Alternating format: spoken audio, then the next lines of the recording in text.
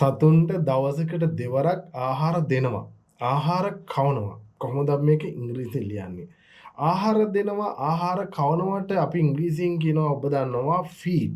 බහලා ඇති එක ෆීඩ් කියන්නේ ආහාර දෙනවා ආහාර කවනවා. ෆෙඩ් කියන්නේ මේකේ past tense එක ආහාර දුන්නා නැත්නම් ආහාර කැවුවා කියන අදහස ෆෙඩ්. ඒ වගේම past participle එක අතීත කෘදන්තයත් මෙහි ෆෙඩ්ම තමයි. FED fed. ඊට පස්සේ අපට දැන් ඕන වෙන්නේ ආහාර දෙනවා සතුන්ට දවසකට දෙවරක්. දවසකට දෙවරක් කියන එක අපි අන්තිමට ලියමුකෝ. සතුන්ට කියන එක අපි මුලින් ගමු. සතුන්ට the animals. ඔබ දන්නවා සතුන්ට කියන්නේ අපි animal කියලානේ. සතුන්ට කියන්නේ animal. the animals right on animals සත්තු. ඊට පස්සේ ආ නෙමෙයි animals කියන්නේ බහුවචනයිනේ. ඒක නිසා the animals are fed. සතුන්ට ආහාර කවනවා. ඔය ටිකේ තේරුම. The animals are fed. සතුන්ට ආහාර කවනවා twice a day. twice a day කියන්නේ දවසකට දෙවරක් කියන අදහස. දවසකට දෙවරක් සතුන්ට ආහාර කවනවා. පැලවලට සවස්වරුවේ වතුර දමනවා. වතුර දමනවට කියන්නේත් අපි waterම තමයි. වතුර වලට කියන්නේත් water, වතුර දමනවට කියන්නේත් water.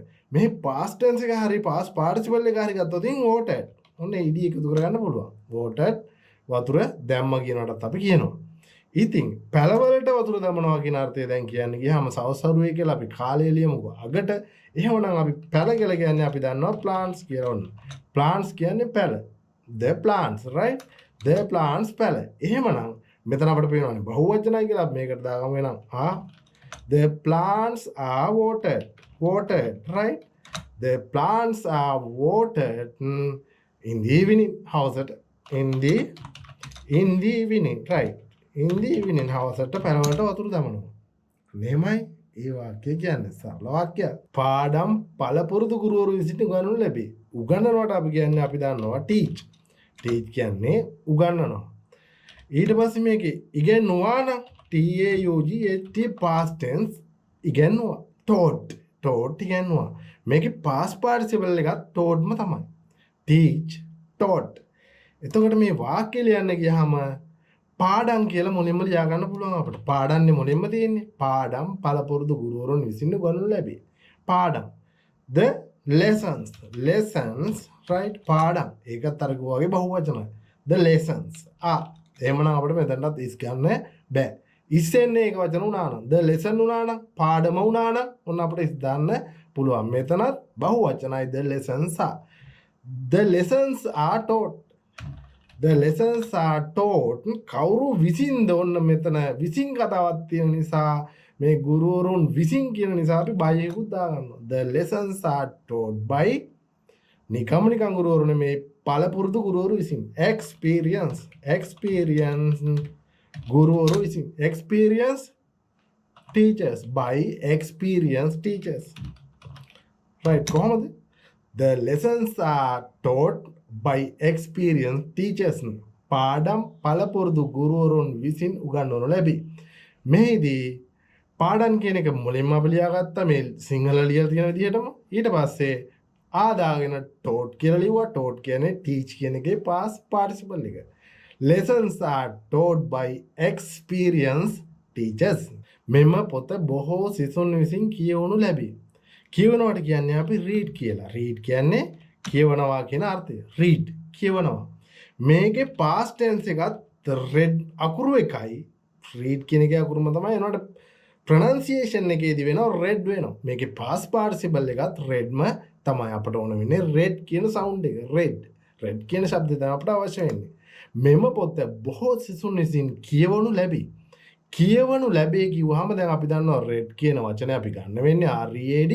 මෙම පොත තමයි වාක්‍යයේ ආරම්භයේ ඉන්නේ. this book කියලා ඔන්න අපි දාගත්තා. මෙම පොත. this book නම් single book එක පොතයි. මේ පොත. this book is ඔන්න අපිට is යොදන්න පුළුවන්. this book is read. read කියන්නේ ඊළඟට ක්‍රියාපදය අපි යදුවා past participle හැටියට by බොහෝ සිසුන් විසින්. බොහෝ සිසුන් කිව්වහම අපිට කියන්න පුළුවන් many students right? students. this book is read by many students. මෙම පොත බොහෝ සිසුන් විසින් කියවනු ලැබේ. right? ජනෙල් සෑම සතියකම පිරිසිදු කරනු ලැබේ. clean. clean කියන්නේ පිරිසිදු කරනවා. මෙහි past tense එක අපි දන්නවා cleaned. past participle එකත් අතීත කෘදන්තයත් cleanම තමයි. දැන් මේ වාක්‍ය අපි ඉංග්‍රීසියෙන් ලියන්න යන්නේ. ජනෙල් ගුවම අපි දන්නවා window. එහෙමනම් අපි ලියාගමු මෙතන ජනෙල් කියලා තියෙන්නේ බහුවචනයි. ඒක නිසා windows. windows right? ජනෙල්ස්. ජනෙල් ගොඩක් දැන් මෙතන හරි. the windows බහුවචන නම් ආවෙන්න එපා. windows are cleaned. windows are cleaned. cleaned කියනකොට මෙතන at શબ્දේ එන්නේ. the windows are cleaned. අල්ට එන શબ્දේ right? at. the windows are cleaned. සෑම සතියකම every week. right? the windows are cleaned every week. ජනෙල් සෑම සතියකම පිරිසිදු කරනු ලැබේ. right? ප්‍රවේශපත් අන්තර්ජාලය ඔස්සේ විකුණනු ලැබේ. විකුණනට අපි කියන්නේ sell කියලානේ. මේකේ past tense එක විකුණනවා කියන අර්ථයේ past tense එක අපි දන්නවා sold. විකුණුවා. නැත්නම් past participle එකත් sold තමයි. sold. එතකොට අපිට කියන්න තියෙන්නේ ප්‍රවේශපත් අන්තර්ජාලය ඔස්සේ කියන එක අපි අගට ගිහින් තියාගමු.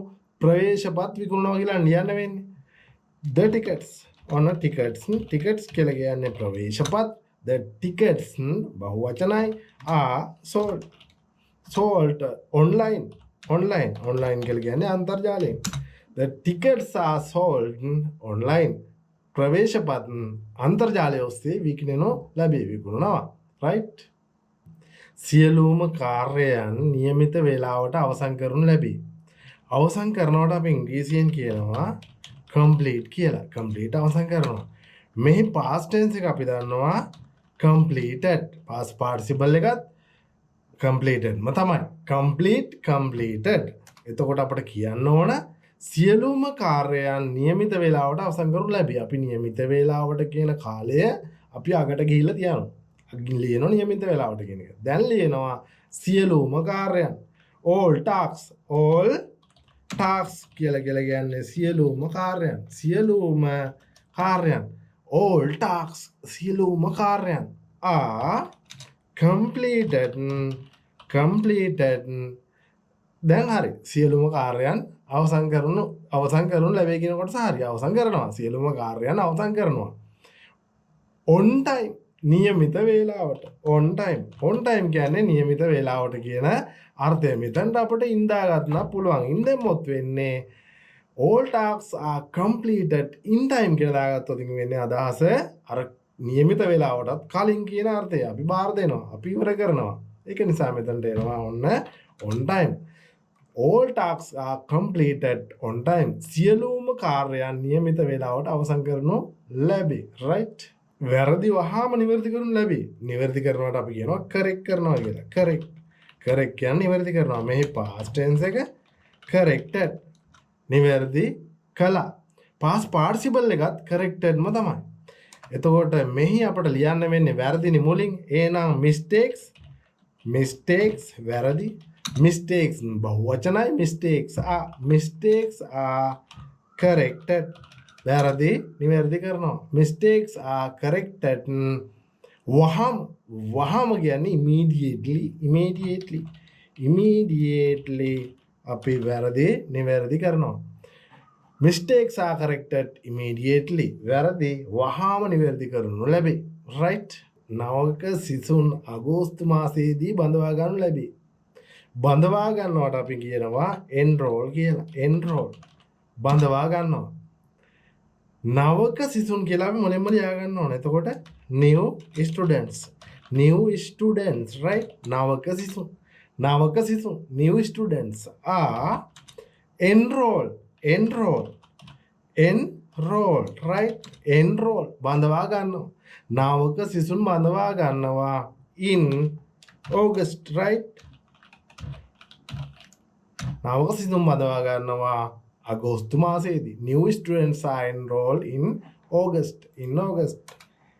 නවක සිසුන් බඳවා ගන්න ලබනවා. ඔන්න අපි මාසේ දාලා තිනවා ඉන්දාලා. මාසේ දාන්නේ ඉන්දාලා. දිනයක් තමයි ඔන්න වලින් එන්නේ. මාසේ දාන්නේ ඉන්දාලා. new students are enrolled in August. enroll කියලා කියන්නේ බඳවා ගන්නවට. අලුතින් බඳවා ගන්නවට. right? මාර්ග විධිමත්ව නඩත්තු කරනු ලැබේ. විධිමත්ව කියන එක අපි අගට මාරා යනවා ඉංග්‍රීසියේදී. නඩත්තු කරනවා කියන එක තමයි ක්‍රියාපදයේ. නඩත්තු කරනවට කියනවා මේන්ටේන්. මේන්ටේන්. මේන්ටේන් නඩත්තු කරනවා. මේ පාස් පාර්ටිසිපල් එක පාස් ටෙන්ස් එක අතීත කාලේ නඩත්තු කළා කියන එක තමයි මේන්ටේන්. මේන්ටේන් නඩත්තු කළා. පාස් පාර්ටිසිපල් එකත් මේන්ටේන්ම තමයි. මාර්ග the roads මාර්ග the roads බහුවචනයි. the roads are maintained විධිමත්වට අපි කියනවා regularly විධිමත්ව. මාර්ග විධිමත්ව නඩත්තු කරනු ලැබේ. the roads are maintained regularly. is it true? ඒක ඇත්තද? maintain කියන්නේ නඩත්තු කරනවා කියන අර්ථය. right?